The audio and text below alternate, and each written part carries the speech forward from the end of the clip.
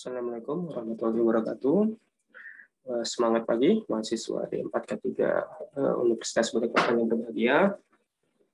Berjumpa lagi di pertemuan PJJ mata kuliah kesehatan kerja. Saya harap Anda semua dalam keadaan sehat ya, dimanapun saat ini berada ya di bulan Ramadan. Selamat menunaikan ibadah puasa bagi yang menjalankan. Semoga diberi keberkahan. Hari ini saya akan menyampaikan materi tentang pemeriksaan kesehatan kerja. Ya, ini mohon maaf nih saya off cam ya, karena webcam sedang tidak bisa menampilkan gambarnya ya. Baiklah, sebagai pendahuluan ada hak dan kewajiban ya dari Permen 382 ya, ini pasal 3. Yaitu satu, setiap tenaga kerja berhak mendapatkan pelayanan kesehatan kerja. Yang kedua, pengurus wajib memberikan pelayanan kesehatan kerja sesuai dengan kemajuan ilmu pengetahuan dan teknologi. Jadi ada aturan yang mengikat, yang mengharuskan pelayanan kesehatan kerja ini diberikan oleh pengurus kepada pekerja. Nah, di materi-materi sebelumnya ya kita sudah membahas, ya, sudah pernah kita bahas tentang pentingnya pelayanan kerja untuk pekerja dan produktivitas perusahaan. Nah, di sini ada tambahan tentang aspek-aspek legal yang menjadi dasar mengapa kita harus melakukan pemeriksaan kesehatan kerja di tempat kerja. Ya.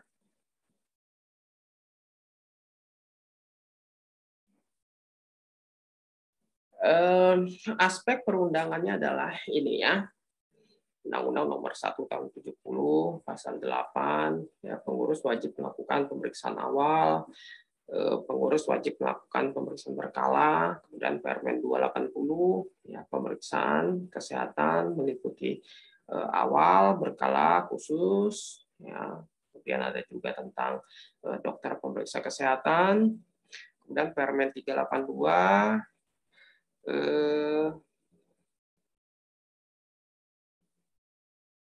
Undang-Undang Nomor 13 Tahun 2003 tentang ketenagakerjaan ya, pemberi kerja wajib memberikan perlindungan yang mencakup kesejahteraan, keselamatan, dan kesehatan mental dan fisik. Ya, jadi aspek legalnya banyak sekali di sini. Nah, ini nanti wajib dilakukan merefer kepada peraturan-peraturan ini. Nah, kalau tidak dilakukan, ya banyak juga nih yang dilangkahi.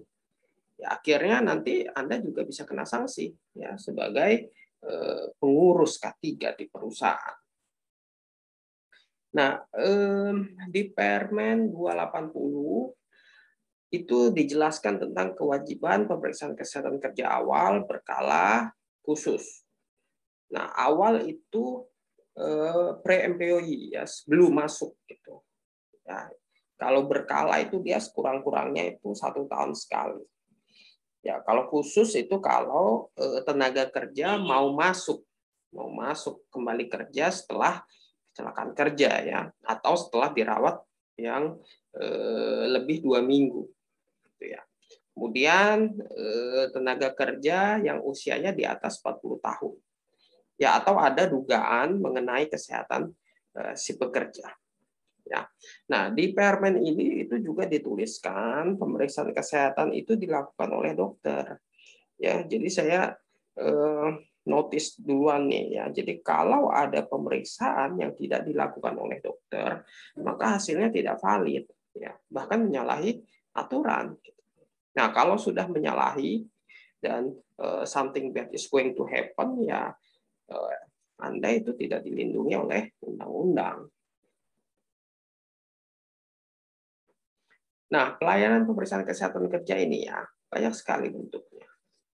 Ya, nah ciri utama dalam pelaksanaan kegiatan bidang kesehatan kerja dan industri ya, era globalisasi industri, karena memang target hasil industri ini sekarang dituntut untuk kompetitif gitu dan produktif ya.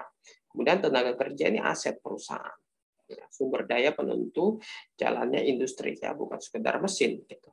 Tidak ada satupun kegiatan semua tingkatan industri yang bebas bahaya. Ya, ini dasar ya, harus kita pahami.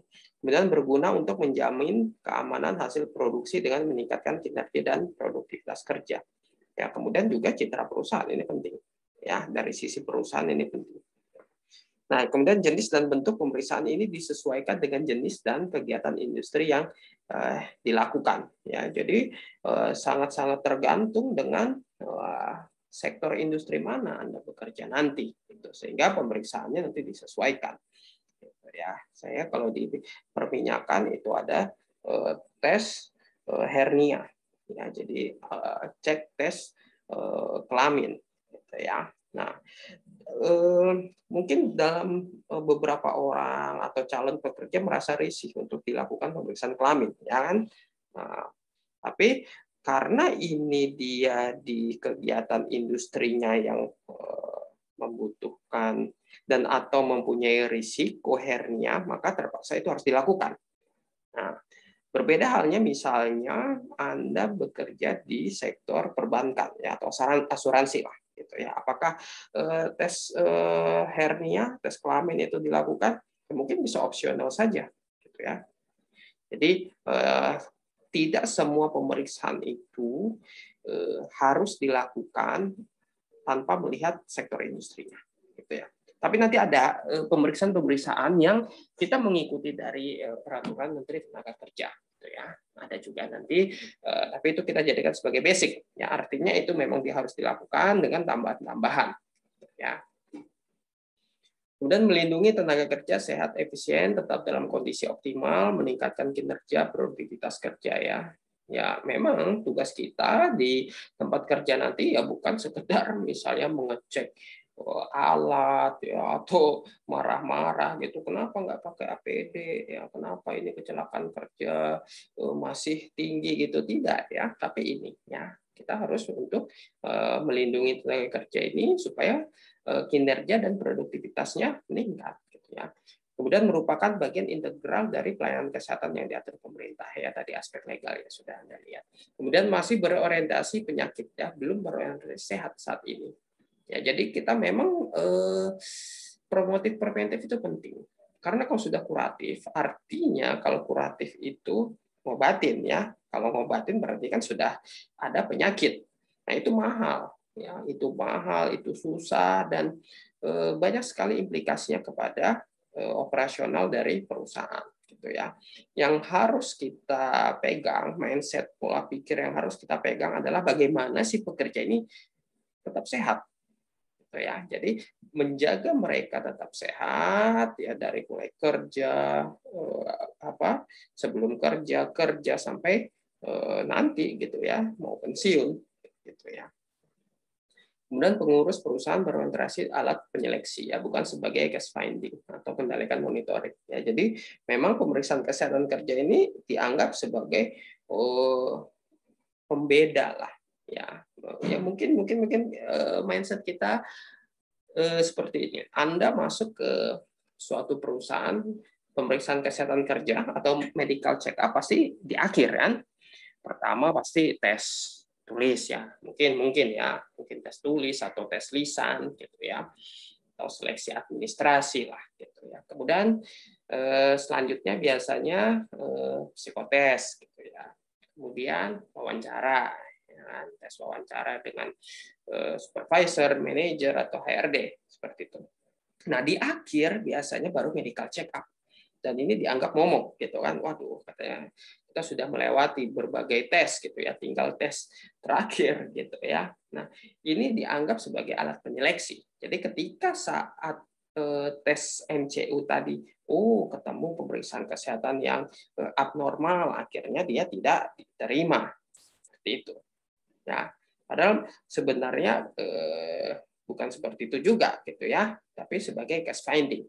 Ya, artinya ada pekerja kita yang ya sudah lewati tes gitu, ada 3 atau ada 4 langkah gitu ya, berarti kan dalam hal ini mungkin bagus kan, dia sudah sampai melewati itu. Tapi ketika di tes medical check up, dia ada sesuatu nih yang kita anggap abnormal gitu ya. Tetapi apakah ini akan mengganggu dia saat bekerja?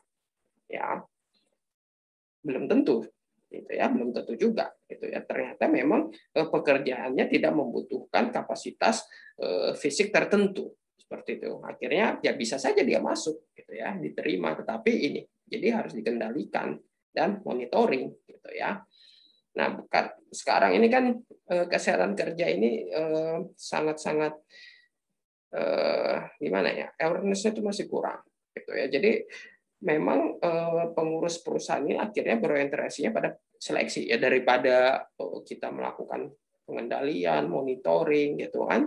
Mungkin lebih susah, gitu ya. Akhirnya dianggap sebagai alat penyeleksi saja. Mending kalau abnormal, kolesterol tinggi gitu ya, di atas 200 langsung ditolak, ya tidak boleh masuk seperti itu. Padahal ya belum tentu kan kolesterol tinggi itu dia akan mengganggu dia bekerja seperti itu, kayak itu ya. Nah, tapi dengan adanya Anda semua nanti di perusahaan, ya akhirnya pemeriksaan kesehatan kerja ini menjadi lebih kuat gitu ya. Ini tidak momok gitu ya. Ini bisa dikendalikan dan dimonitoring kayak gitu ya. Karena ilmunya sudah Anda kuasai. Nah, kemudian kewajiban pengurus perusahaan, ya ini Permen 280. Ya, tadi saya sudah sempat sampaikan ya, pemeriksaan sebelum kerja berkala khusus. Kemudian tujuan usaha pelayanan kesehatan ya sesuai dengan Permen 382. Dia memberikan bantuan kepada tenaga kerja dalam penyesuaian diri dengan pekerjaannya. Ya. Jadi orang yang masuk ke dalam perusahaan belum tentu semuanya sehat ya, atau semuanya itu sama gitu ya. Misal kita membutuhkan lowongan kerjanya adalah sebagai operator lapangan. Berapa orang? Perlunya 5 gitu ya. Ada 10 orang calon kandidat pelamar gitu ya. Tes ya, wawancara, tes tulis, psikotes, akhirnya berkurang ya. Kemudian tes akhir lah kayak gitu ya. 5 orang ya, karena memang dibutuhkannya mencarinya 5 orang. Nah, apakah 5 orang tadi itu sama gitu ya? Oh, kolesterolnya nilainya sama, asam uratnya sama, tensinya sama, berat badannya sama, tingginya sama, tidak kan? Nah, di sini pemeriksaan pelayanan kesehatan kerja ini akhirnya bagaimana untuk menyesuaikan diri dengan pekerjaannya. Oh, tadi ada yang orangnya tinggi gitu ya. Sedangkan kita perusahaan menggunakan mesin alat-alat dari Jepang misalnya ya. Jadi mesinnya memang disesuaikan dengan antropometri dari ya rata-rata orang Jepang gitu ya. Ya kita anggap relatif lebih rendah dibandingkan orang Eropa seperti itu. Nah, ini ada orang yang masuk diterima tinggi nih dia. Ya, tinggi orangnya gitu. Nah, bagaimana orang yang tinggi tadi ini dia bisa bekerja dengan mesin yang relatif lebih rendah tadi ya, yang untuk antropometrinya lebih rendah gitu ya. Nah, ini kan ilmu-ilmu ergonomi gitu ya, untuk menyesuaikan diri dengan pekerjaannya. Ya, dia udah PS, sudah lulus kayak gitu ya. Dia bekerja kayak gitu di tempat kita. Tetapi ketika tadi ada tinggi badan saja ya, yang dia dianggap persentilnya positif, artinya dia tidak di rata-rata ya, tidak di 95% rata-rata ya. Jadi kalau ada 100%, 2,5% itu dia persentil negatif, kemudian 2,5% itu dia persentil positif ya. Jadi anggapannya gini contohnya. Dari contoh tinggi berat badan berarti IMT-nya normal gitu ya. Itu ada 95%. Nah, yang 2,5% itu negatif. Nah, ini underweight. Kemudian yang 2,5%-nya tadi positif, dia kelebihan tuh, ya obesitas atau overweight, kayak gitu. Nah, yang 5% tadi apakah tidak kita kelola? ya kita harus kelola. Nah, di sini poin ini. Jadi kita harus memberikan bantuan kepada tenaga kerja untuk menyesuaikan diri dengan pekerjaannya, walaupun dia tidak dalam rentang 95% orang populasi tadi, kayak gitu ya. Tapi tetap harus kita kelola. Ya. Kemudian melindungi tenaga kerja terhadap setiap gangguan kesehatan yang timbul dari pekerjaan atau lingkungan kerja. Ya. Ingat tadi, setiap industri atau perusahaan pasti punya bahaya. Ya, ada risknya di sana. Ya, tidak ada yang bebas bahaya seperti itu. Ya, jadi kita harus lindungi. Nanti kita bahas juga di slide berikutnya. Kemudian meningkatkan kesehatan badan, ya, kondisi mental, rohani, dan kemampuan fisik tenaga kerja. Jadi harus kita tingkatkan kesehatan mereka, gitu ya. Kenapa? Karena mereka ketika masuk ke dalam perusahaan pasti sehat, ya, karena medical check up kan. Tadi di medical check up lolos kan. Kalau lolos berarti ya sehat. Nah, sekarang dia masuk nih ke perusahaan Anda nanti. Kalau dia sakit, nah berarti ada sesuatu nih, gitu kan. Bagaimana nih pengelolaan kesehatan kerjanya di perusahaan tersebut? Ya, karena dia sebelumnya kan sehat gitu ya, terima sehat. Kemudian memberikan pengobatan dan perawatan serta rehabilitasi bagi tenaga kerja yang sakit. Ya, kita tidak bisa pungkiri juga gitu ya. Ada pekerja yang bisa saja dia sakit gitu ya. Tidak mesti dari awal sampai dia pensiun nanti selamanya tidak pernah sakit ya, selama bekerja kayak gitu ya, pasti ada yang pernah juga sakit kayak gitu. Nah, mau tidak mau kalau yang ini ya, walaupun preventif promotif kita sudah baik kayak gitu ya, tetap kita harus memberikan pengobatan ya dan perawatan untuk yang sakitnya.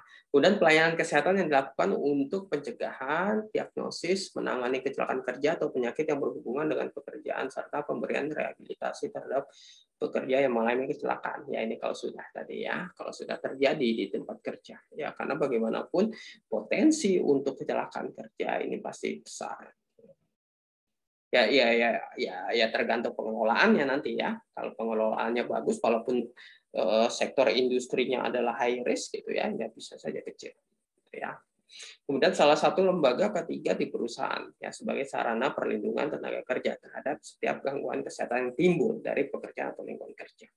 Nah, karena sudah menjadi suatu lembaga atau institusi, akhirnya semua akan melihat ke situ gitu ya. Kalau ada salah, wah mana nih gitu ya, ketiganya.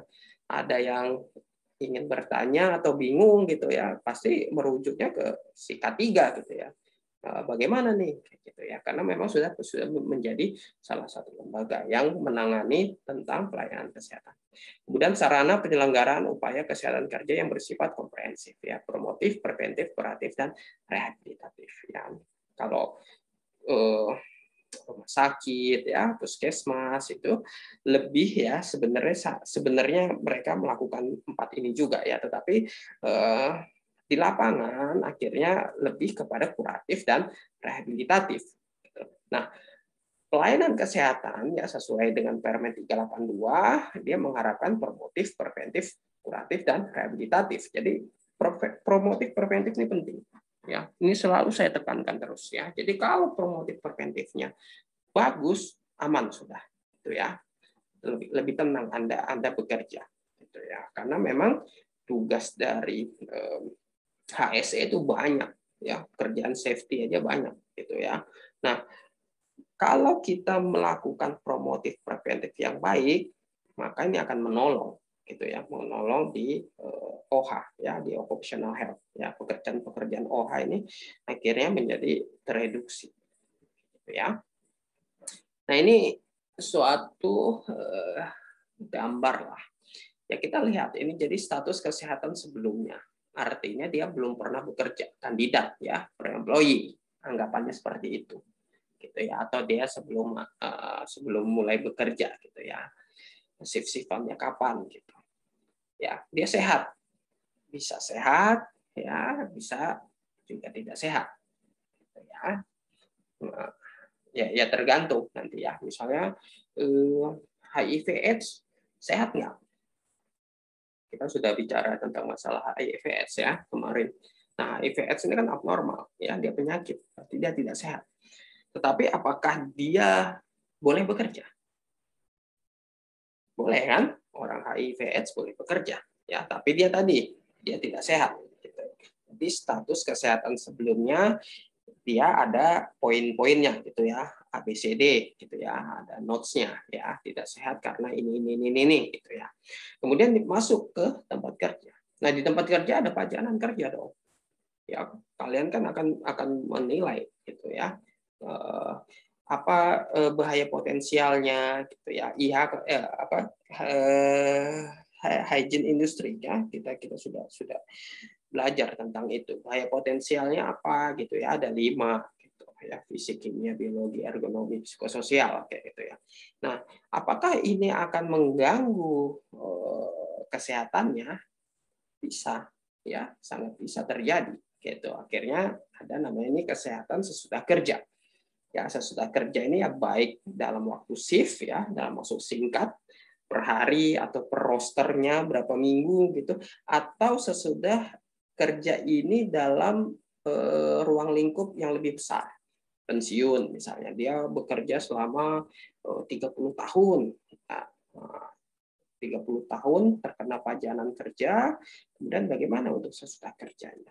Ya, apakah berubah dari yang awal? Ya tentu bisa saja berubah, gitu ya. Jadi kita harus punya juga baseline medical check up awal, gitu ya. Itu untuk status kesehatan sebelumnya. Gitu ya. Kalau dalam konsep mikronya, ya, dalam konsep kecilnya, misalnya seperti ini, sebelum bekerja orang dicek dulu medical check up harian. Ya, jadi tidak juga diperiksa lengkap banget ya, ronsen, spirometri, audiometri, cek darah, cek urin, enggak seperti itu ya. Jadi yang daily aja, yang pajanan kerjanya apa sih gitu ya. Oh, dia kerjanya di ketinggian ya hari itu gitu ya. Saat itu dia akan mau bekerja di ketinggian, mau ngecek nilai ambang misalnya di cerobong.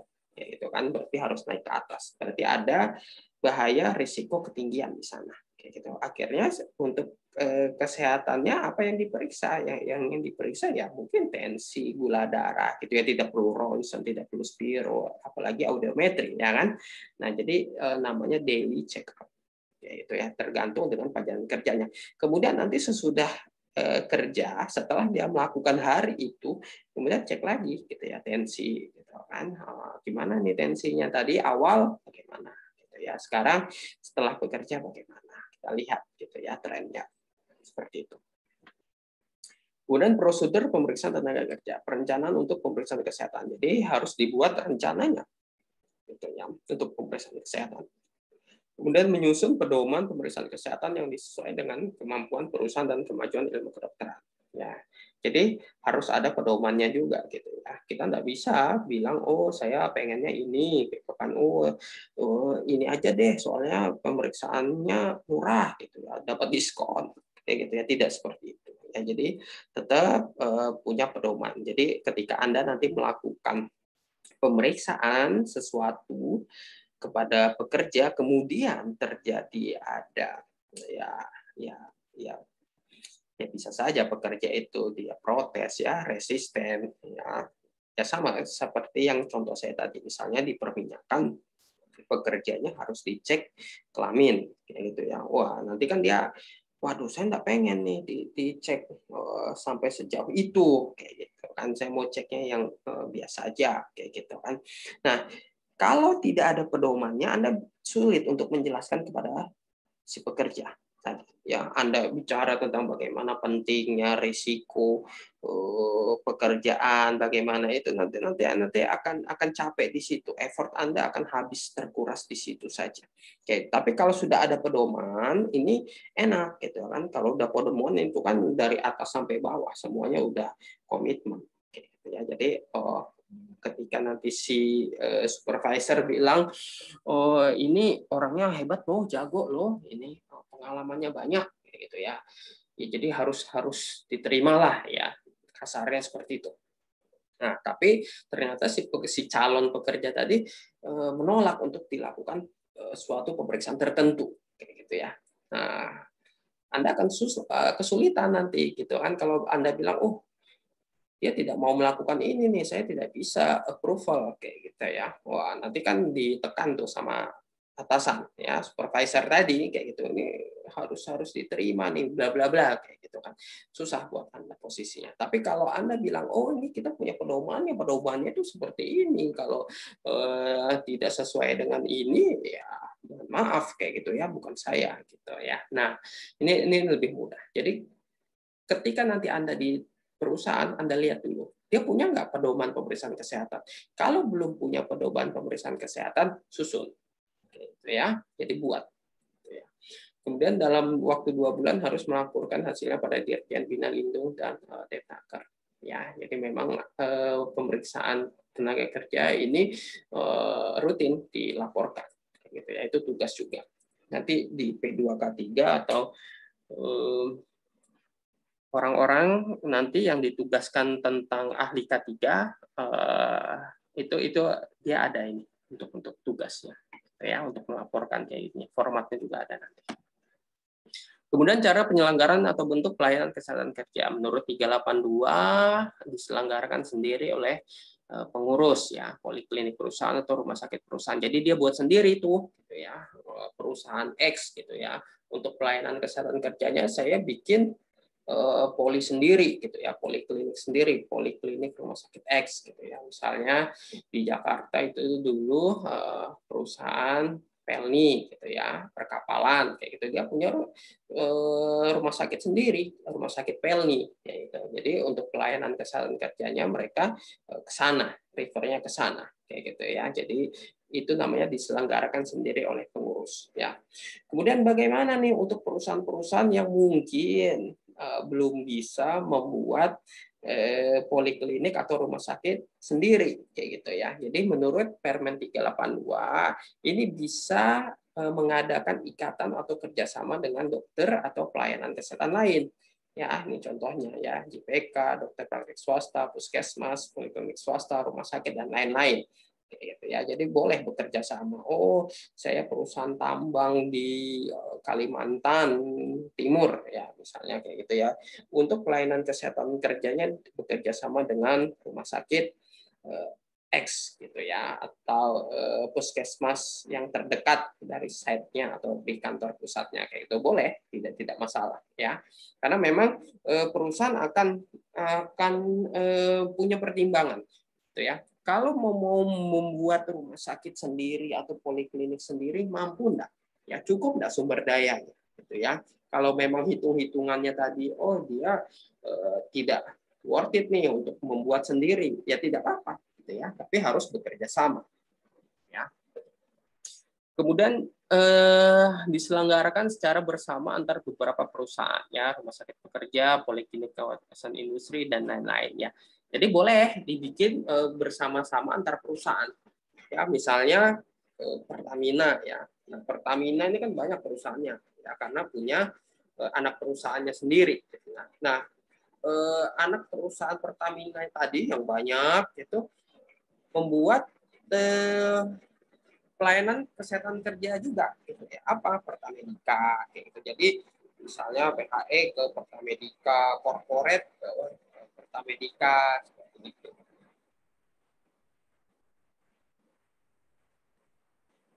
ini di tempat saya sedang hujan ya mudah-mudahan suaranya masih jelas ya.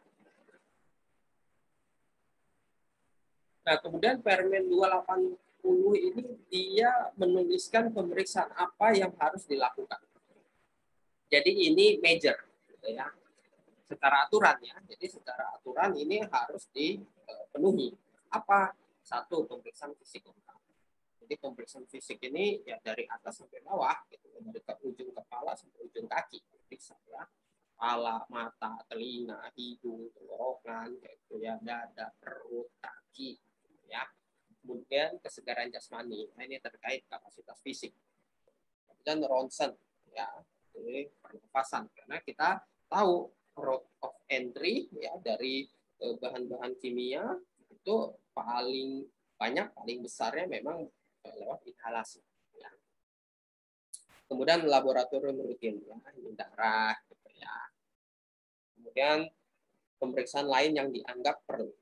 Nah, pemeriksaan lain yang dianggap perlu ini dilakukan oleh dokter pemeriksa, ya, atau dokter perusahaan atau dokter di pelayanan kesehatan, ya. Karena tadi kan di sini untuk pengadaan ikatan kerjasama boleh dengan dokter swasta, ya, atau puskesmas, ya, dan rumah sakit dan lain-lain, gitu. Nah, mereka kan pasti punya dokter di situ. Nah, dokter yang diamanati atau yang diserahkan tanggung jawab terkait menangani pelayanan kesehatan kerja dari perusahaan X, ya, atau perusahaan Anda, maka dia bisa menentukan pemeriksaan lain yang dianggap perlu.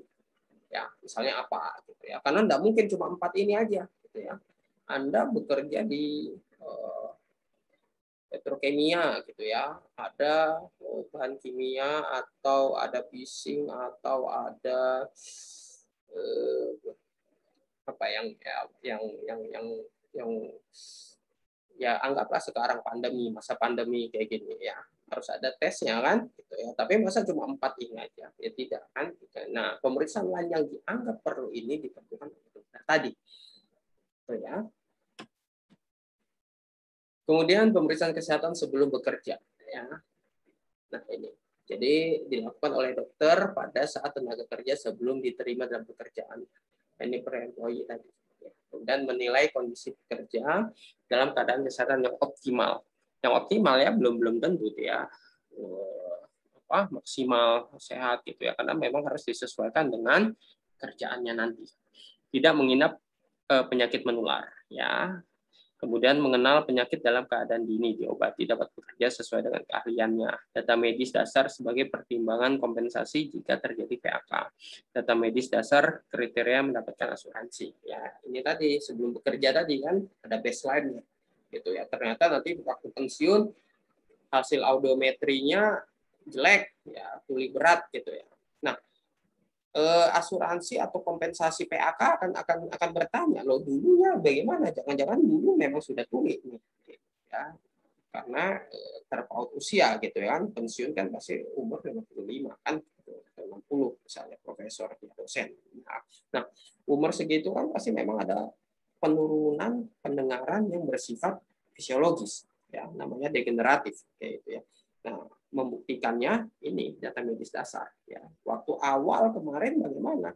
Oh, data medis awalnya dia masuk ternyata enggak tuli itu, dia sehat. Nah, bisa nih, gitu kan, ini PHK nih, atau dia bisa mendapatkan asuransinya, dibuktikan dulu. Gitu ya. Tapi salah satu bukti untuk membuktikan adalah data medis dasar. Makanya penting ini untuk pemeriksaan awalnya. Kalau nggak ada pemeriksaan awalnya, susahnya nanti cari-cari, gitu ya. Kemudian sebagai permintaan dari perusahaan personalia kepada dokter perusahaan, ya, boleh. Gitu. Kemudian penilaian serta peninjauan jika menerima pekerja yang cacat agar ditempatkan pada pekerjaan yang sesuai. Ya, karena pekerja cacat boleh kerja, gitu ya. Tapi untuk menempatkan yang di mana bagaimana? Ya, apakah cocok? Tadi misalnya dia cacatnya buta warna, gitu. Apakah orang buta warna tidak boleh kerja? Ya boleh kerja, gitu ya. Tapi ternyata dia risiko pekerjaannya membutuhkan untuk perbedaan warna, gitu ya. Berarti dia tidak cocok di sana, dia cocoknya di lain. Nah, itu yang menempatkan pada pekerjaan yang sesuai ini, ya, poinnya di sini. Kemudian jenis pemeriksaan kesehatan sebelum bekerja ini meliputi ini, ya, identitas nih, ya, nama, umur, ya, jenis kelamin, alamat, status perkawinan, ya, riwayat pekerjaan sebelumnya, rencana penempatan, jenis pekerjaannya, ya. Biasanya ini diisi pada formulirnya, gitu ya. Dan Anda tulis sendiri, gitu ya. Dan kalau menulis ya harus lengkap, ya, jangan kosong, gitu ya. Nama ada, umur tidak ditulis, gitu ya. Jenis kelamin ditulis. Karena sebenarnya ini penting, gitu ya. Umur, jenis kelamin, alamat, status perkawinan, ini ada artinya, ya, terkait untuk kesehatan kerja. Kemudian anamnesis, ya, riwayat penyakit dahulu, riwayat penyakit sekarang, ya, riwayat penyakit dalam keluarga, ya. Jadi dituliskan gitu ya. Oh, saya punya penyakit apa misalnya, ya, tuliskan gitu. Alergi apa misalnya gitu. Oh, keluarga saya punya riwayat penyakit apa, hipertensi misalnya, atau gula gitu ya, ditulis gitu. Ya. Kalau wanita ada tambahan riwayat kehamilan dan persalinan. Kemudian pemeriksaan fisik ini yang tadi saya bilang ya, dari atas sampai bawah. Ini harus menyeluruh dan sistemik ya, keadaan umum, vital sign ini ya tensi gitu ya. Kemudian visus mata ya, penglihatannya bagaimana gitu ya. Kemudian telinga, hidung, tenggorok gitu ya. Jantung, paru, perut, organ gerak gitu. Ini diperiksa gitu ya. Jadi tidak sekedar dilihat gitu kan. Dilihat normal belum tentu gitu ya. Nah, makanya pemeriksaan fisik ini penting gitu ya. Kalau kita melihat aja dari luar mungkin sehat-sehat gitu ya. Makanya harus diperiksa. Jadi ya harus dibuka bajunya gitu kan. Jadi kita lihat tuh kalau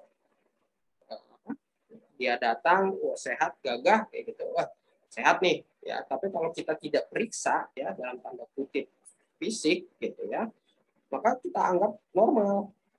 Pas kita suruh buka baju, misalnya ada tato, ada benjolan kayak gitu. Nah, ini yang pertanda gitu ya. Ya, pertanda gitu. Ini bisa ada kemungkinan penyakit tertentu seperti itu. Makanya pemeriksaan fisik ini penting. Kemudian pemeriksaan penunjang. Nah, ini yang tertentu ya. Ya, tadi sudah disebutkan oleh Permen 80, kemudian pemeriksaan penunjang lain yang dianggap perlu ya, sesuai kebutuhan ya. Kemudian tenaga kerja, pemeriksaan kesehatan sebelum bekerja 3 bulan sebelumnya oleh dokter berkompeten dan tidak ada keraguan, tidak perlu pemeriksaan sebelum bekerja. Ya kan bisa saja gitu ya, dia tes di perusahaan A misalnya gitu ya. Kita dalam perjalanannya mungkin dia tidak diterima ya dengan berbagai hal misalnya gitu ya. Dia melamar lagi ke perusahaan B gitu ya. Ikuti proses rekrutmen sampai ke pemeriksaan akhir gitu kan, medical check up tadi. Saya sudah dicek 3 bulan sebelumnya misalnya seperti itu. Ya bisa saja tidak perlu pemeriksaan sebelum bekerja, tapi pakai hasil dari medical check up sebelumnya itu tadi. Ya, kalau ini ya dokternya memang berkompeten dan tidak ada keraguan. Kemudian ini kesimpulan hasil pemeriksaan untuk sebelum bekerja itu ada yang 4 ini ya.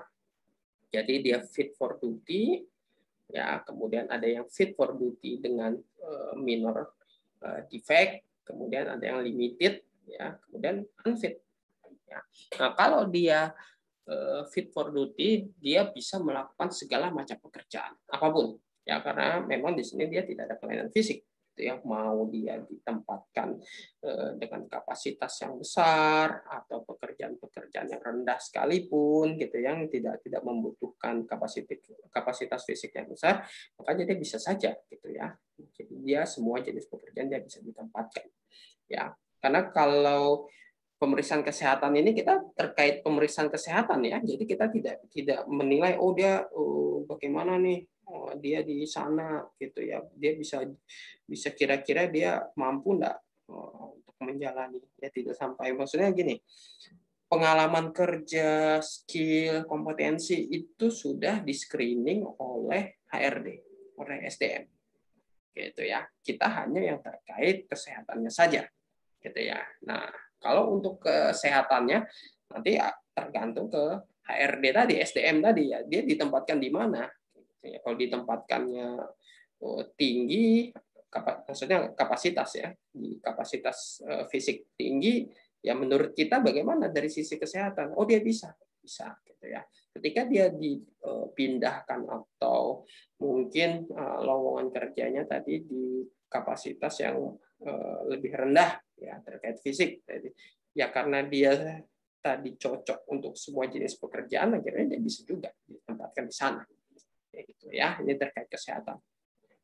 Kemudian yang kedua adalah cocok untuk semua jenis pekerjaan tapi dengan catatan ya, jadi ada catatannya ya, ada sesuatu yang abnormal tetapi ini minor gitu ya, ini minor saja karena dia bisa melakukan pekerjaan, kemudian abnormal tadi itu bisa dikoreksi ya. Contohnya nih ya, kelainan visus atau ada karang gigi gitu kan, itu abnormal secara kesehatan, memang tidak normal ya kan ya. Dia pakai kacamata kayak gitu kan, nah itu kan tidak normal gitu kan, ada penurunan visus di situ, tetapi bisa dikoreksi ya dengan apa, kacamata gitu ya. Nah, jadi dia sebenarnya cocok ya, tapi ada catatan-catatannya. Kemudian yang ketiga, hanya cocok untuk pekerjaan yang direkomendasikan ya. Jadi ini ada limited ya. Dia bisa melakukan pekerjaan tugas tertentu yang terbatas ya, sebab ada penyakit menetap ya. Kemudian dia dapat bekerja yang khusus ya. Dia ditempatkan pada tempat yang sesuai kondisi kesehatannya. Dia tidak berbahaya bagi diri dan sekitarnya. Ini contohnya buta warna tadi ya. Untuk orang yang buta warna memang tidak bisa dianggap dia bisa kerja di semua sektor gitu ya. Di departemen yang di perusahaan Anda misalnya gitu. Tidak bisa kan? Siapa tahu ada yang membutuhkan perbedaan warna. Ya, berbahaya dong gitu ya bagi diri dan lingkungan sekitarnya dia kayak gitu ya. Makanya di sini dia limited ya. Jadi direkomendasikan di tempat-tempat tertentu. Kemudian yang keempat, dia tidak cocok untuk dipekerjakan. Ya, jadi dia memang tidak bisa dipekerjakan saat ini ya. Kenapa nih? Penyakit menular akut kronik ya, atau mempunyai gangguan jiwa dan sebagainya gitu ya. Jadi misalnya nih lagi pandemi kayak gitu, positif ya PCR atau antigennya gitu ya. Jadi dia nggak bisa, walaupun mungkin dia sehat ya, dia kerja ya mungkin bisa saja gitu ya, karena dia tanpa gejala misalnya gitu ya. Tapi dia punya penyakit menular gitu ya. Ya, masalah penularan ini yang menjadi sumber bahaya ya di tempat kerja. Gitu. Makanya dia unfit gitu ya. Nah, ini ada peraturan perundangan di Indonesia tentang pemeriksaan kesehatan kerja. Nah, ini terkait HIV/AIDS ya. Kemarin kita sudah bicara bagaimana patogenitas dari HIV/AIDS ya, gejala-gejalanya gitu ya, pengobatan gitu ya. Nah, dihubungkan dengan tempat kerja ya, di sini Kepmen 68 ya tentang pencegahan dan penanggulangan HIV/AIDS ini ada mencantumkan ini.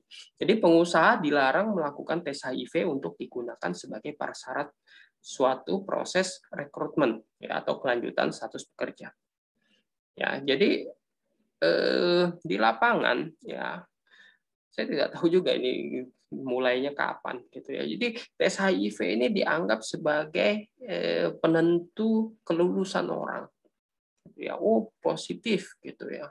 Wah, kalau dia positif berarti dia tidak boleh kerja, ditolak kayak gitu ya. Padahal ya ini Kepmen aja udah ngomong. Jadi pengusaha itu ya dilarang untuk melakukan tes HIV gitu ya. Dilarang tes HIV ini maksudnya sebagai prasyarat untuk rekrutmen ya. Ya, kalau misalnya si pekerjanya dia menerima ya, atau memang ada informed consent-nya, ya boleh aja, silahkan kayak gitu. Tapi kalau untuk digunakan sebagai prasyarat suatu proses rekrutmen, ditolak karena HIV positif, kita menyalahi ya. Kemudian tes HIV hanya dilakukan terhadap pekerjaan dasar sukarela. Ya, jadi memang harus ada persetujuan tertulis dari si pekerja tadi. Ya. Kemudian apabila tes HIV dilakukan, maka wajib disediakan konseling. Ya, kemarin kita juga sempat bicara kan ada namanya VCT. Gitu. Jadi dokternya pun harus khusus ya, gitu ya. Jadi si pekerja ini tidak bingung gitu kan, hasilnya positif dari tes medical check up. Nah, kalau medical check up kan ya sudah gitu ya, hasilnya apa adanya gitu ya. Ya tidak boleh seperti itu juga gitu ya. Jadi harus disediakan konseling gitu kepada pekerja gitu ya. Nah, ini sebelum dan sesudah dilakukan tes HIV. Kemudian tes HIV hanya boleh dilakukan oleh dokter yang mempunyai keahlian khusus ya. Ini. Kemudian informasi yang diperoleh harus dijaga kerahasiaannya. Ya, kemarin kita udah cerita ini ya masalah rahasia medis ya. Kemudian surat edaran dirjen ya tentang pengujian hepatitis B. Nah, ini juga sering, ya kan? Jadi dianggap kalau dia HBsAg-nya positif, unfit atau ditolak kerja. Ya, padahal ini ada nih aturan aspek legalnya. Ya, jadi memang semua perusahaan atau instansi itu tidak melakukan pengujian HBsAg sebagai alat seleksi ya pada pemeriksaan awal maupun berkala. Kayak gitu ya. Nah, karena memang ini, jadi HBs positif itu ya belum tentu dia menderita hepatitis. Ya, karena kita di Indonesia ini infeksinya sangat-sangat tinggi gitu kan. Anda pasti ya pernah lah dalam hidup Anda makan di pinggir jalan gitu kan, di warung-warung yang tidak higienis kayak gitu kan. Kantin jorok gitu kan, nyuci piringnya ya tidak memakai air mengalir ya, pakai apa tuh biasanya kalau yang gerobakan drum gitu ya, ember gitu ya, airnya ya dari dia datang sampai dia pulang airnya ya segitu-gitu aja gitu ya, dipakai buat nyuci piring. Berapa pelanggan kayak gitu ya, Anda ke pelanggan yang terakhir ternyata sudah kena berapa itu air cuciannya kayak gitu. Nah, itu kan tidak bisa kita hindari. Memang di Indonesia seperti itu. Ya, jadi infeksiusnya cukup tinggi kayak gitu ya. Anda kalau dicek mungkin aja hepatitisnya positif kayak gitu ya. Tetapi apakah menimbulkan gejala gitu kan? Ya belum tentu gitu ya. Belum tentu Anda heparnya besar kayak gitu, Anda kuning gitu kan enggak gitu ya. Nah, karena prevalensi HBs positif ini cukup tinggi sampai 15%.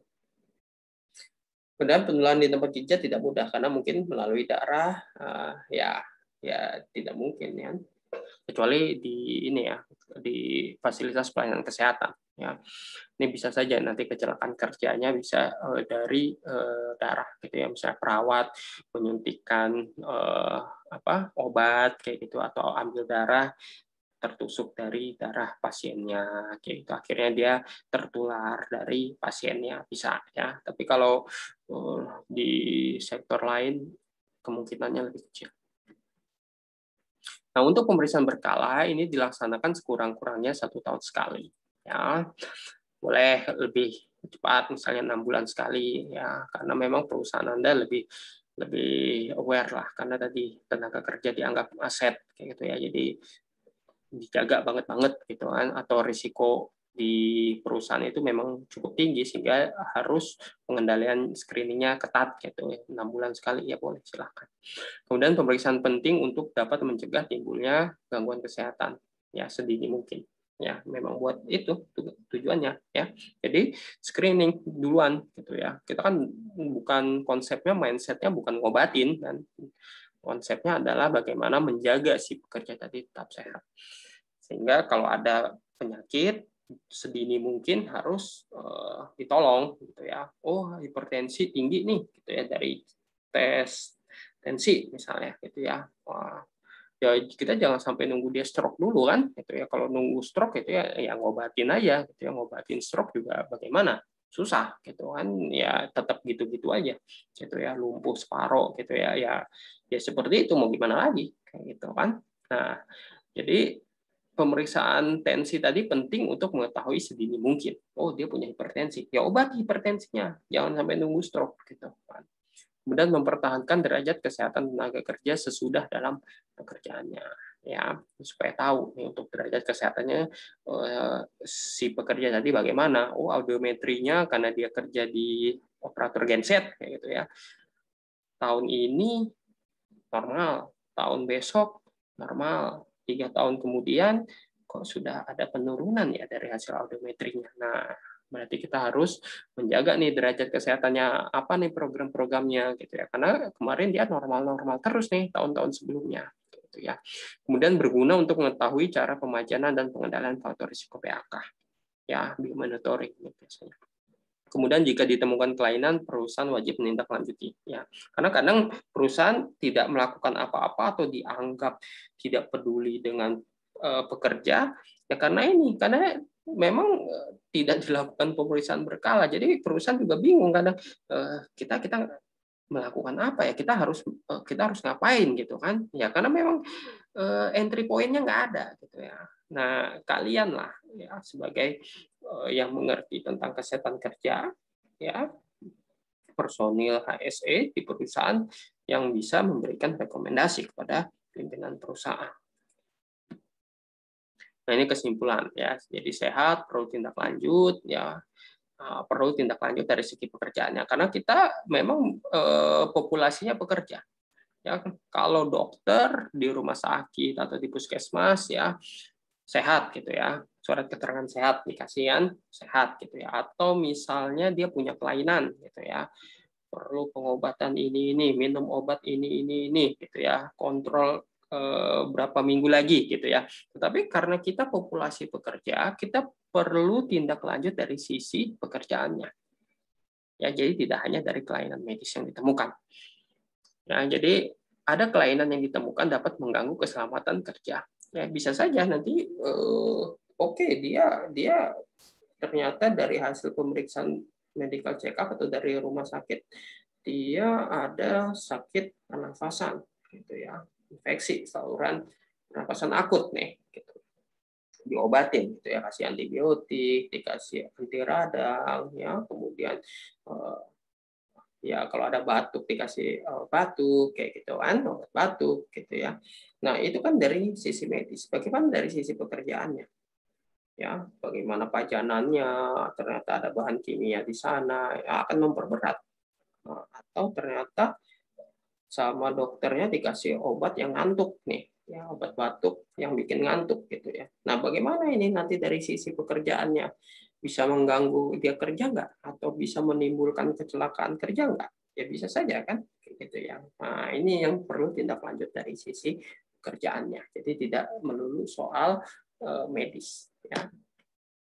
Kemudian pemeriksaan kesehatan khusus ya, ini rutin dilakukan. Ya ini kalau tadi ya dia sakit lebih dari 4 minggu, gitu ya, patah tulang kayak gitu ya, kecelakaan dari naik motor misalnya dirawat 2 bulan kayak gitu ya, karena ternyata ada infeksi jadi lebih lama gitu ya. Berarti nanti ketika dia masuk ke tempat Anda medical check up lagi. Kenapa ya ini ya sakit lebih dari 4 minggu ini dasarnya gitu ya. Kemudian absen setelah kecelakaan kerja. Ya ini kecelakaan kerja ya apapun gitu ya, nggak usah nunggu 4 minggu gitu ya, kecelakaan kerja ya harus diperiksa medical check up. Ya, ini salah satu investigasi juga nanti fungsinya dari pemeriksaan kesehatan khususnya. Kemudian tenaga kerja absen lebih dari 2 minggu karena kecelakaan apapun. Ya kecelakaan kerja lah, apa kepleset ke apa jatuh batako ke kepala gitu ya. Ya harus ini pemeriksaan kesehatan khusus. Ya. Kemudian dia yang terkait penyakit tertentu. Ya ini salah contoh-contohnya. Ya. Kemudian adanya keluhan dari tenaga kerja atau dari si pengawas. Ya. Misalnya supervisornya atau P2K3-nya. Ya. Oh si pekerja itu kok kayaknya ini ya ada sesuatu masalah ya gitu ya. Tidak semangat bekerja atau cepat lelah, kok dia gimana ya katanya nafasnya kok jelek sekali ya gitu ya, terlalu terengah-engah gitu ya. Padahal kerjanya dalam apa indoor aja gitu ya, ternyata indoor tapi ada bahan kimia tertentu yang tidak berasa, tidak berbau, tidak berwarna di sana gitu ya. Nah kalau tidak ada pemeriksaan kesehatan khususnya nggak ketemu tuh ya penyakitnya. Kemudian adanya penilaian dari pusat, nah ini dari pemerintah ya, dari Balai Hiperkes kan ada pengawas itu yang biasanya melakukan pembinaan dan pengawasan ke perusahaan. Nah nanti ketika datang atau audit gitu kan melihat oh ini perlu ini ya, gitu ya. Jadi dalam aturan ini disampaikan mereka boleh gitu ya melakukan penilaian, kemudian dilakukan pemeriksaan kesehatan khusus dari perusahaannya. Kemudian adanya pendapat atau keluhan umum di masyarakat. Ya misalnya lagi pandemi kemarin tuh di PLN, di lupa saya nama daerahnya gitu kan, itu hepatitis tuh sangat marak itu di situ. Gitu. Akhirnya ya kita cek gitu ya. Karena memang keluhan dari masyarakat, ini ada penyakit-penyakit ini, hepatitis gitu ya di perusahaan ini kayak gitu. Nah, ini akan mengganggu citra gitu ya. Jadi harus membuktikannya bagaimana nih. Ya ini pemeriksaan kesehatan khusus. Kita nggak usah nunggu, MCU-nya tahun yang untuk tahun ini di bulan di bulan akhir misalnya di Desember kayak gitu ya, kita nggak usah nunggu sampai Desember ya, jadi lakukan. Nah, melakukannya atas nama pemeriksaan kesehatan khusus sama ya untuk kesimpulannya gitu ya. Nah, ini lampirannya, formulirnya ya, ini yang dari Kementerian Tenaga Kerja. Ini harus ditulis. Tapi format-format ini nanti akan sangat tergantung dengan ya fasilitas pelayanan kesehatan Anda atau dokter Anda gitu ya. Masalah format ini tidak baku, tapi ini harus poin-poin ini ada gitu ya. Tapi bentuknya mungkin tidak seperti ini, urutannya tidak seperti ini, tidak masalah. Ya, ini contoh saja. Ya, ini apa pajanan-pajanannya, dan Anda misalnya Anda dikasih formulir ini, Anda bisa enggak menuliskan gitu ya. Ini ada gas gitu, ada larutan cairan bahan kimia ya. Anda misalnya nih calonnya kandidat gitu ya, mau medical check up yang pertama pre-employee kayak gitu ya. Nah, Anda harus bisa sampaikan gitu ya. Oh, saya bekerja atau lingkungan rumah saya ada ini kayak gitu ya. Tuliskan. Pemeriksaan mental kita ya. Nah, ini laporan. Ya, ini yang dilaporkan tadi. Ya, bisa saja Anda nanti menjadi pengurus K3 di tempat Anda. Nah, ya, ini biasanya dia harus ambil ahli K3 ya. Jadi ambil AK3 umum, kemudian diajukan oleh perusahaan ke Kementerian Tenaga Kerja ya. Nanti di perpanjangannya di Binwasnaker di daerah, di provinsi kayak gitu, akhirnya menunjuk Anda gitu ya, ada surat penunjukan SKP kayak gitu. Nah, tugas dari orang-orang tadi itu ya ini melaporkan gitu. Nah, ini formulirnya. Jadi Anda sudah diperkenalkan juga gitu ya, siapa tahu nanti Anda juga menjadi pengurus K3 di perusahaan Anda, karena memang siapa lagi kayak gitu ya yang ngerti K3 ya, enggak mungkin orang akuntan ya atau manajemen gitu kan. Pasti mereka nanti akan melakukan sertifikasi buat Anda. Kondisiosis ini sudah pernah kita sampaikan ya. Pekerja kelapa sawit. Nah, ini misalnya ya di perkebunan gitu ya. Kita lihat nih bagaimana risiko-risiko mereka gitu ya. Apakah mereka hanya diperiksa ronsen saja atau lab darah saja? Ya tidak kan? Ya, kalau risikonya ada pestisida bagaimana? Gitu ya. Ketemu enggak dari ronsen? Gitu ya. Ya tidak ketemu, gitu kan. Makanya perlu cek urin, gitu ya. Cek urin terus apa juga yang diperiksa, gitu kan. Nah, kemudian posisi kerja. Yang posisi ergonomi memang kalau perkebunan. Jadi pemeriksaan muskuloskeletal penting, gitu ya. Ya sama kayak perminyakan tadi misalnya dicek hernia kayak gitu ya. Nah, bisa saja tergantung ya dengan sektor industri atau risiko pekerjaan yang ditempati atau dialami pekerja nantinya. Ya, ini contoh-contoh ya. Apa pajanannya, ya, kesehatan apa yang akan berdampak sehingga pemeriksaannya bisa dilakukan. Begini ya. Stres ya, kadang pemeriksaan stres ini jarang sih dilakukan di perusahaan, makanya ini penting. Wah, secara fisik bagus, tapi kok secara produktivitas kurang baik kayak gitu ya, karena ada stres mental. Ini dermatitis. Kemarin kita sudah bicara juga kan ini CTS, nah ini vibrasi ya. Nih kalau vibrasi akibat kerja ketemu nggak dari ronsen? Nggak ketemu kan?